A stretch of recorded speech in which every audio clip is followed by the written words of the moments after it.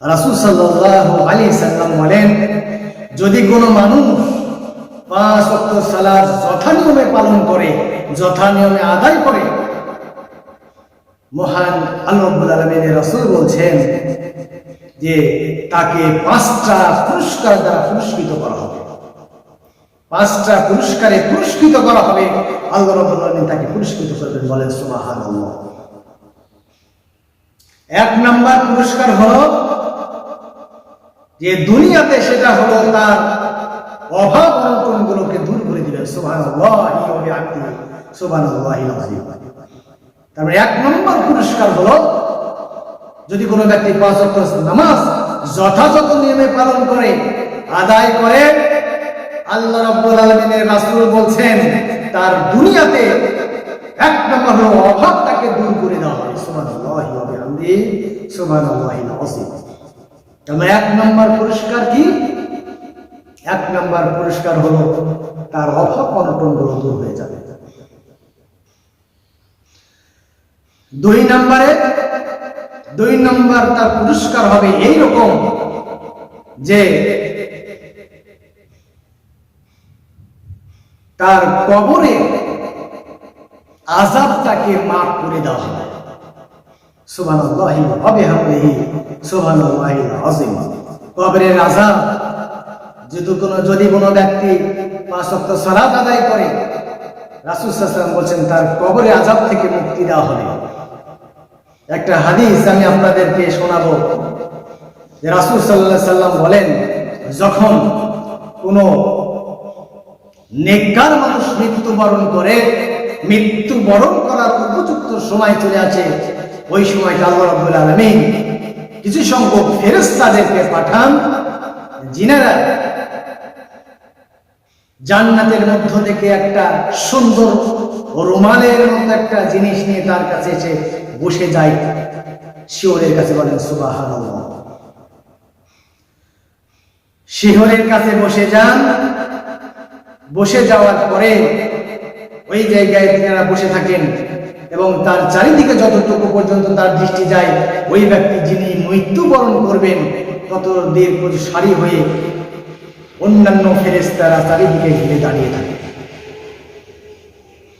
ফেরেশতারা ঘিরে দাঁড়িয়ে থাকে।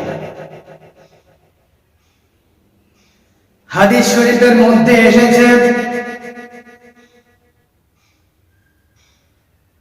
রাসূল সাল্লাল্লাহু আলাইহি সাল্লাম বলেন, ওই ব্যক্তিকে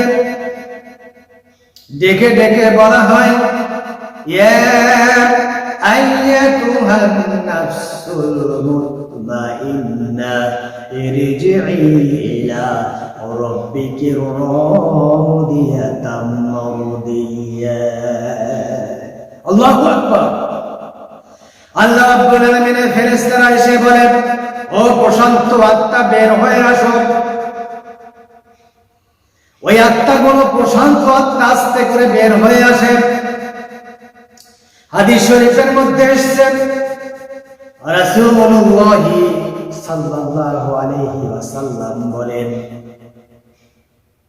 কোন পাত্র যখন এইভাবে উপরে ফেলা হয়, পাত্রের মধ্যে যদি কোন রকম পানি থাকে, সর্বশেষ পানিটা যেইভাবে আস্তে করে এসে শেষ ফোঁটাটা জমিনের মধ্যে পড়ে, ওইভাবে আস্তে করে ওই ব্যক্তির প্রাণটা আল্লাহ রাব্বুল আলামিনের ফেরেশতারা বের করে নেয়। আরেকটা হাদিস রয়েছে, রাসূল সাল্লাল্লাহু আলাইহি ওয়াসাল্লাম বলেন,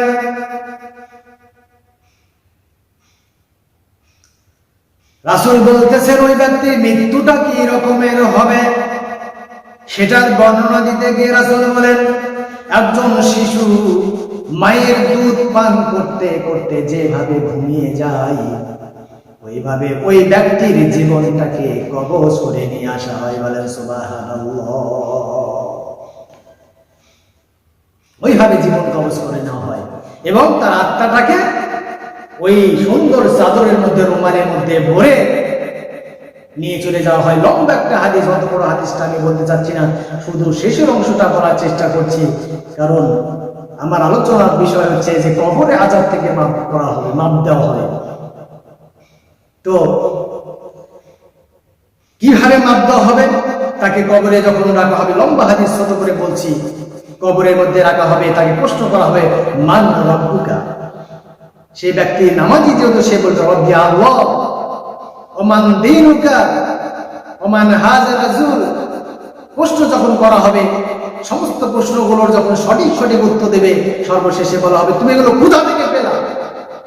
বলবে আমি এগুলো পেয়েছি আল্লাহর কিতাব থেকে। বলেন সুবহানাল্লাহ, কিতাব থেকে পেয়েছি। কে যেন ঘোষণা দিয়ে বলবে লোকটা সঠিক বলেছে, সুতরাং তোমরা একটা কাজ করো, এর কবরের মধ্যে জান্নাতি বিছানাগুলোকে বিছাইয়া দাও। জান্নাতি বিছানা বিছিয়ে দেওয়া হবে। বলা হবে তাকে জান্নাতি পোশাকটা পরিয়ে দাও। তাকে জান্নাতের পোশাকগুলো পরিয়ে দেওয়া হবে। বলা হবে যত দূর দৃষ্টি যায় তত দূর পর্যন্ত তার কবরটাকে প্রসারিত করে দাও। ততদূর পর্যন্ত কবরটাকে প্রসারিত করে দেওয়া হবে। বলেন সুবহানাল্লাহ। তার মানে কবরে আযাব হবে না, বরং তার কবরে শুধু শান্তি আর শান্তি বিরাজ করবে। বলেন সুবহানাল্লাহ। এটা কয় নাম্বার পুরস্কার? 2 নাম্বার পুরস্কার। রাসূল সাল্লাল্লাহু আলাইহি সাল্লাম বলেন 5টা পুরস্কারে পুরস্কৃত করা হবে।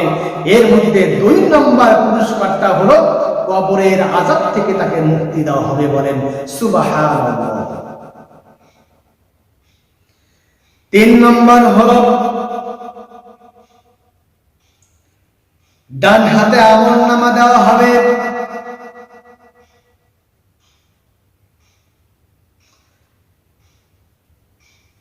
ডান হাতে যখন আমলনামা দেওয়া হবে, আমরা জানি সবাই কিয়ামতের মাঠে মানুষ হতাশ হয়ে থাকবে, চিন্তায় পেরেশানিতে অস্থির হয়ে থাকবে।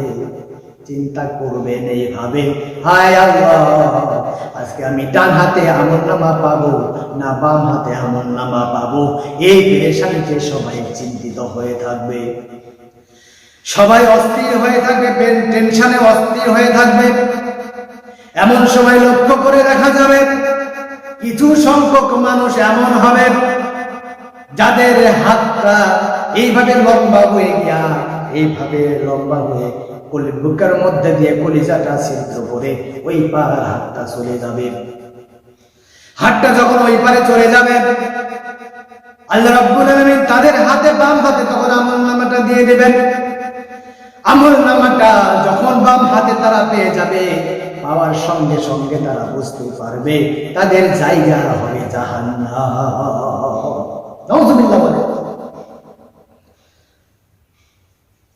তারা এটা বুঝে যাবে যে বাম হাতে আমলনামা চলে এসে, তার মানে আমাদের জায়গা হবে জাহান্নাম।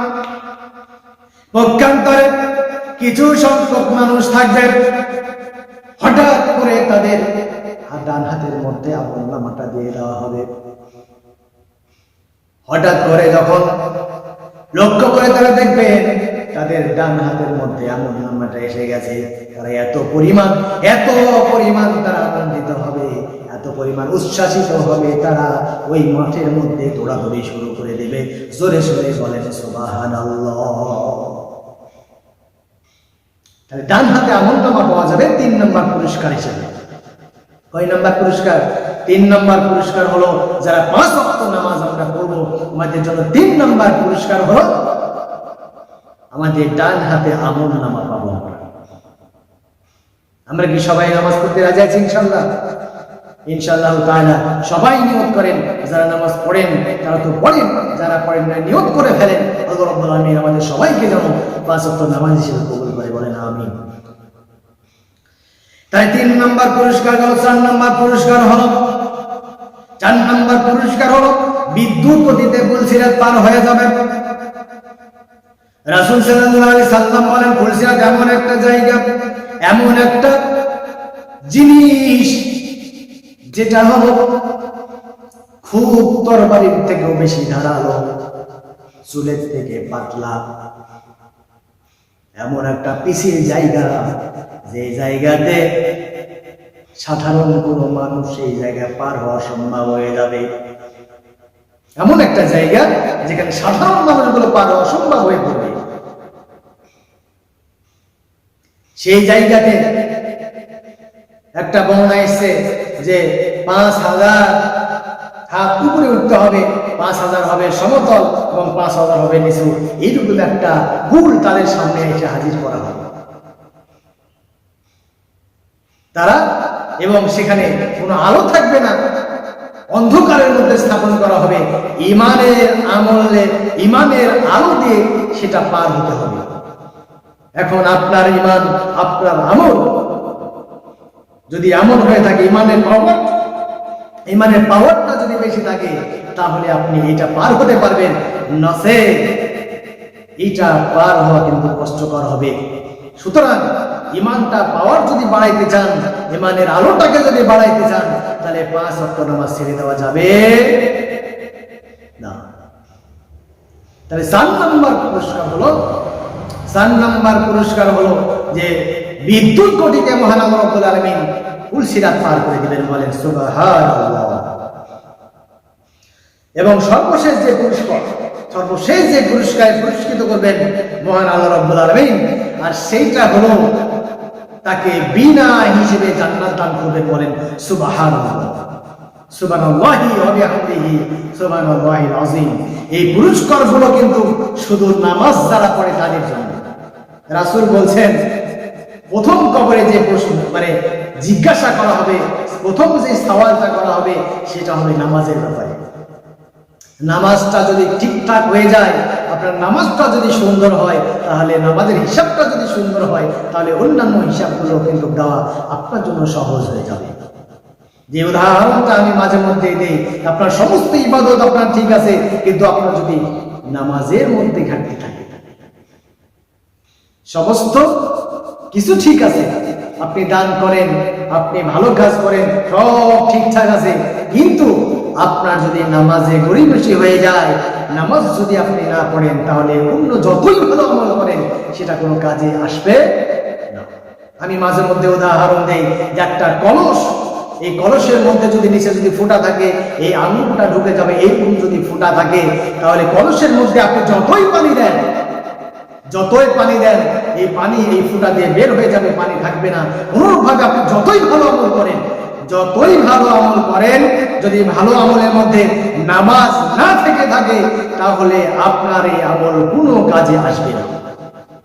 সুতরাং আসুন আমরা আজকে থেকে সিদ্ধান্ত নেই, আজকের পর থেকে আমরা নামাজ ছেড়ে দিব না ইনশাআল্লাহ তাআলা। আমরা কি নিয়ত করতে পারি সবাই? আল্লাহ রাব্বুল আলামিন আমাদের সবাইকে 5 ওয়াক্ত নামাজের কবুল করি। সবাই কবুল করুন। সবাই বলছে আমিন। যারা 5 ওয়াক্ত নামাজ পড়বেন তাদের জন্য এই 5টা পুরস্কার। কাদের জন্য? যারা নামাজ পড়বে তাদের জন্য এই 5টা পুরস্কার।